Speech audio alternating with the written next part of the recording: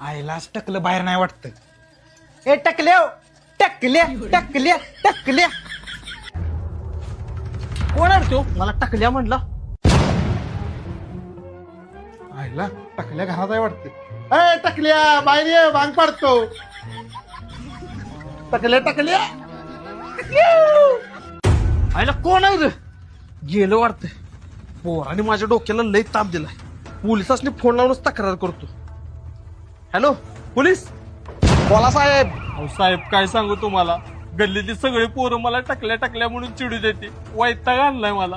काय एका टकल्या एवढा अन्याय? होय साहेब. मी अजिबात खपवून घेणार नाही. एक काम करा मामा, तुम्ही आज जाऊन निवांत झोपा. आज मी तो स्वतः उभारून पारा घालतो आणि कोण तुम्हाला चिडवतय त्याला 10 वर्ष जेलमध्येच टाकतो. थँक्यू साहेब, लय उपकार झालं तुमचं.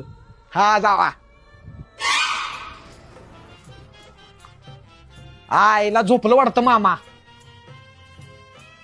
ए टकल्या चेष्टा केली.